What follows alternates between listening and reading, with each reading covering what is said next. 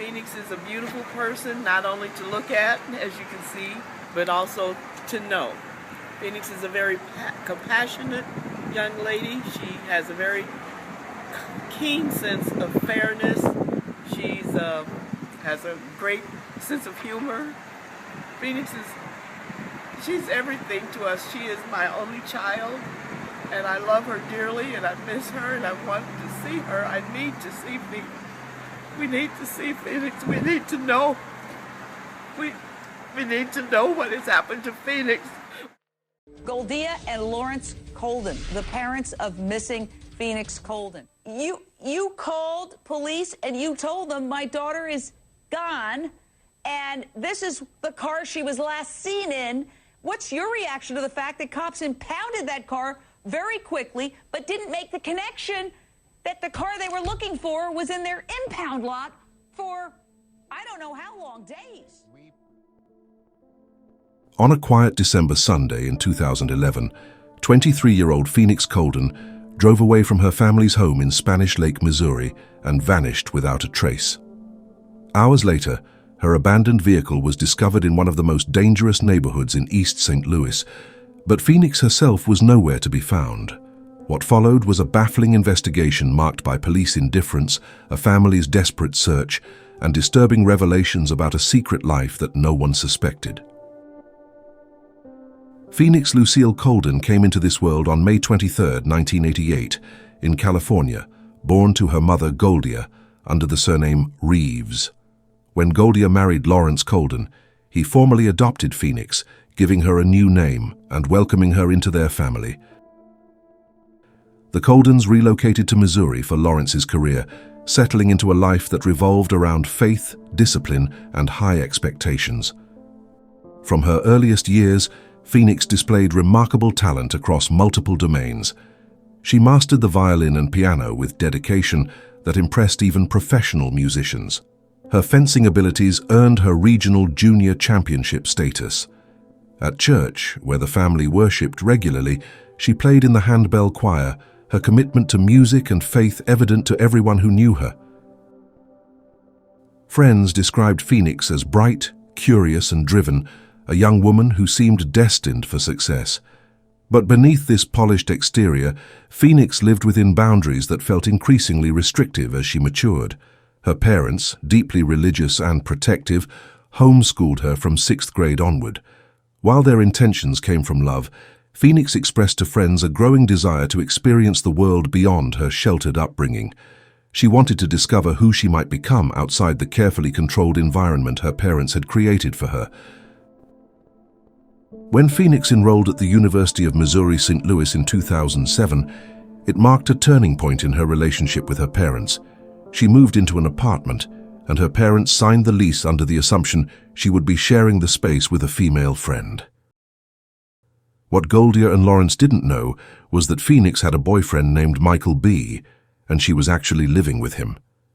Despite Goldia's regular visits to the apartment, nothing revealed the truth of the living arrangement Phoenix had concealed. According to friends, Phoenix felt trapped by her circumstances. She believed this deception was the only way she could maintain her relationship while keeping peace with her parents. When Goldia eventually discovered the truth about Michael B., she made her disapproval clear, stating he wasn't someone she would have chosen for her daughter. The revelation created further tension in an already strained relationship. Phoenix's college attendance began to falter. She failed to register for classes, a fact she kept hidden from her family and friends for months. During early 2011, approximately $2,500 disappeared from the family safe. The money belonged to Phoenix, held in savings bonds, but was registered in Goldia's name. Where that money went remains one of the many unanswered questions surrounding Phoenix's life during this period. By May 2011, financial pressures forced Phoenix to move back into her childhood home. Goldia believed this arrangement simply made practical sense, allowing Phoenix to continue her education without the expense of maintaining a separate apartment. But Phoenix wasn't attending university at all. She had dropped out entirely, and nobody in her family realized it. The Phoenix who returned home was transformed in ways that troubled everyone who cared about her. Her best friend and neighbor, Akira, noticed the changes immediately. Phoenix seemed paranoid, convinced someone was following her. Her behavior became erratic and unpredictable. The warm, talented young woman they knew had been replaced by someone anxious and withdrawn. During one troubling incident, Phoenix pulled a 10-inch knife during a minor disagreement with Akira, brandishing it in a way that shocked her friend. She kept this weapon tucked beside her car door, offering no explanation for why she felt she needed such protection. Phoenix began spending hours sitting alone in her vehicle, absorbed in her phone. Goldia wondered why her daughter needed more privacy than her own bedroom provided. The answer came later, when investigators discovered Phoenix owned 2 separate phones. One remained on the family plan, its usage visible to her parents. The other she paid for herself, its existence and purpose known only to Phoenix. December 18, 2011, began as an ordinary Sunday for the Coldon family. Phoenix and Goldia attended their 11 o'clock church service together, where Phoenix participated in the handbell choir, as she always did. Fellow churchgoers later told investigators that Phoenix seemed perfectly normal that morning, showing no signs of distress or unusual behavior. After the service concluded, mother and daughter drove home together, making a brief stop at a convenience store along the way. During that car ride, Phoenix said something that gave Goldia hope. She told her mother she wanted their relationship to return to how it used to be, before the arguments and tension that had dominated recent months. Goldia felt encouraged, believing this might signal a fresh start between them. They arrived home around 2 in the afternoon. Phoenix changed into comfortable clothes, grey sweatpants and a dark hoodie, then went outside to shoot some baskets. Just after 3 o'clock, she grabbed her phone and walked past Lawrence, who had just returned from work. Without speaking to her father or explaining where she was going, Phoenix climbed into her 1998 black Chevrolet Blazer and drove away. Lawrence assumed she was running a quick errand or visiting friends. Phoenix often made spontaneous trips to the store or to see people from church. He had no reason to worry. But as the hours passed and Phoenix didn't return, Goldia's concern grew. Phoenix always respected her parents' 1 o'clock curfew. She had never stayed away overnight without permission or explanation. When the next morning arrived with still no word from Phoenix, Goldia knew something terrible had happened. She called the St. Louis County Police Department to report her daughter missing. The response she received devastated her.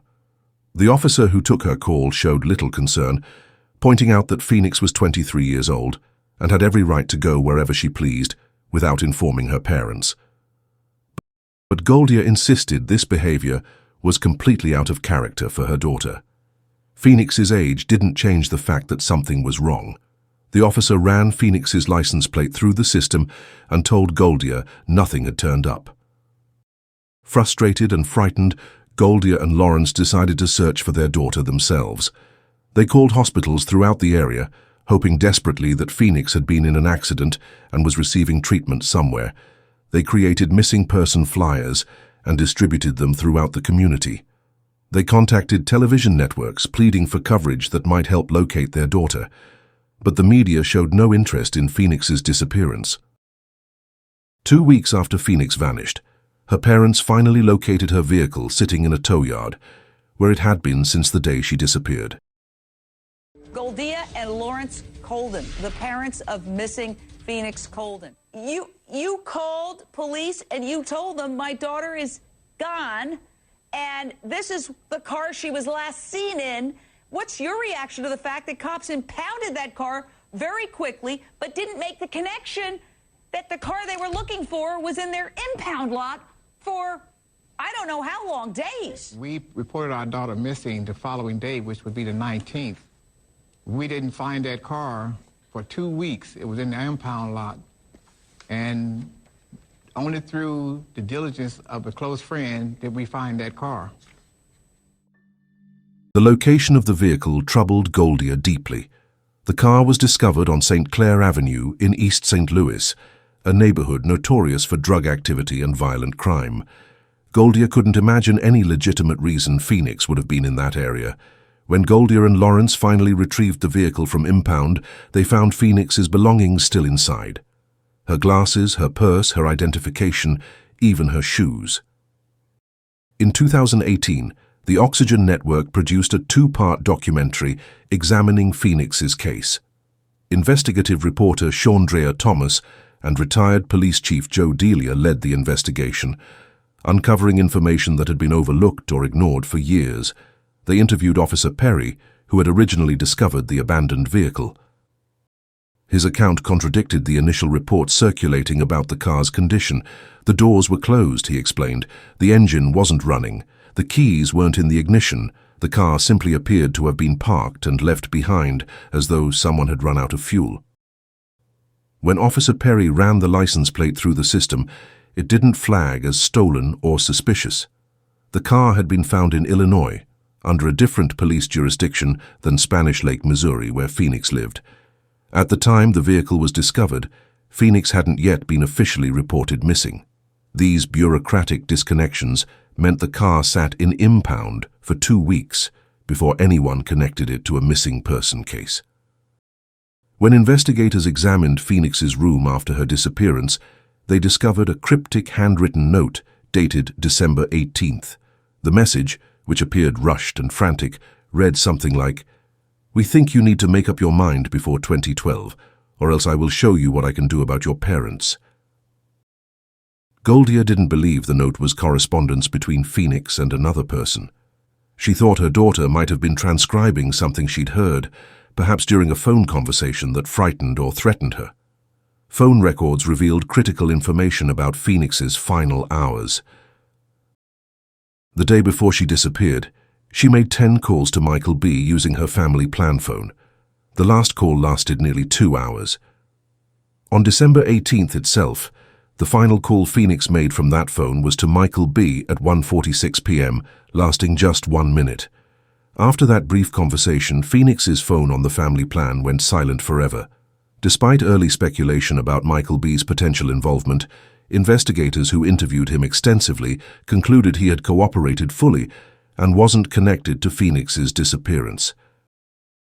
However, Phoenix's complex personal life revealed other relationships investigators needed to explore. Friends told them about another man Phoenix had been seeing, someone known as Cell Phone Mike.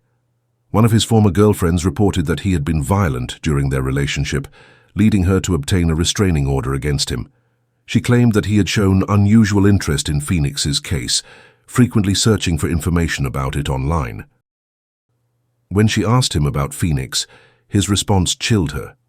He said something to the effect of, "Why worry about someone who's dead?"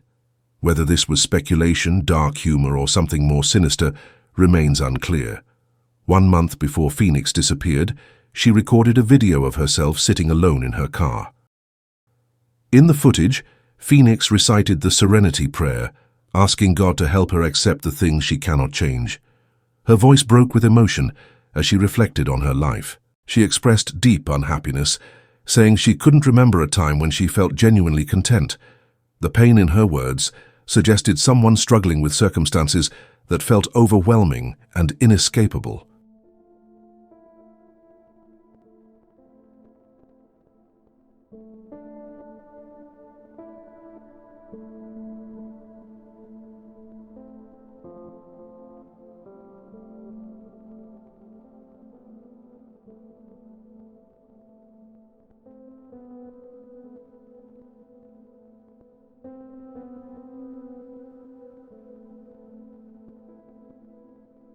In the years following Phoenix's disappearance, numerous reported sightings gave the Coldon family brief moments of hope that always ended in disappointment. In March 2014, a friend from church claimed she saw Phoenix on a flight from Las Vegas, walking past her seat with a group of women and 2 older men. The friend called out Phoenix's name, and the woman turned around, asking if she looked like someone the friend knew, before continuing down the aisle. The friend insisted she was 90% certain the woman was Phoenix. Airport security immediately searched the area, but found no trace of anyone matching Phoenix's description. Other tips proved not just fruitless, but cruel. Anonymous callers claimed to have information about Phoenix's whereabouts, One man provided what seemed like credible intelligence, leading the Coldons to hire yet another private investigator to follow up on his claims. The family poured the last of their savings into pursuing this lead. When their money finally ran out, the man admitted he had fabricated the entire story. The Coldons had lost everything, their savings and eventually their home, to a hoax. Despite this clear obstruction of justice and fraud, authorities told them there was nothing they could do to hold the man accountable. Private investigators discovered that Phoenix had two birth certificates, one under Phoenix Coldon and another under Phoenix Reeves. When they researched the Reeves name, they found another Phoenix Reeves listed at an address, but this person had no social security number and no date of birth. Records showed this Phoenix Reeves existed at that location only between January and June 2012. The timing was haunting. Phoenix Coldon disappeared in December 2011. When investigators visited the address in 2018, the woman living there said she had been the sole occupant since 2002, and no one named Phoenix had ever resided there. Despite the eerie coincidence, this lead appeared to be nothing more than a strange dead end. One prevailing theory suggested Phoenix might have been taken by human traffickers. The St. Louis area has long been recognized as one of the country's major hubs for human trafficking activity. Interstate 70, which runs near where Phoenix's car was abandoned, has earned the grim nickname the Trafficking Highway, due to its association with these crimes. A photograph that allegedly showed Phoenix appeared on a website associated with the sex trade, though investigators ultimately concluded this was likely a malicious hoax designed to torment her family. Others wondered if Phoenix had chosen to disappear, seeking to escape the pressures and complications of her life. Her friend Akira remembered Phoenix once expressing a desire to pack everything and leave, though she never specified where she wanted to go. The secrets Phoenix had kept, the hidden boyfriend, the second phone, the dropped college classes, her apparent involvement with troubling people, suggested someone living a life far more complicated than anyone realized. In the video she recorded before vanishing, Phoenix spoke of wanting to start over and create a new me, words that some interpreted as evidence she might have run away voluntarily. But Phoenix's family has never believed their daughter would disappear by choice. Since the day she vanished, no money has been withdrawn from her bank accounts. No identification documents have been renewed. Her digital presence ceased entirely on December 18, 2011. Everything about Phoenix's life simply stopped that day, as though she had been erased from existence. The Coldons have been vocal about their belief that law enforcement failed their daughter, suggesting that racial bias may have contributed to what they perceived as inadequate investigation efforts. While Phoenix's case received national attention through true crime documentaries and podcasts, her parents felt this recognition came too late to prevent the loss of crucial evidence and investigative opportunities. Today, more than 13 years after Phoenix Coldon drove away from her family's home, her fate remains unknown. Her parents continue to believe she's alive, possibly being held against her will, unable to contact them or escape. They have never stopped hoping that someday they'll receive the phone call they've prayed for, telling them their daughter has been found safe. Phoenix's case remains open and unsolved.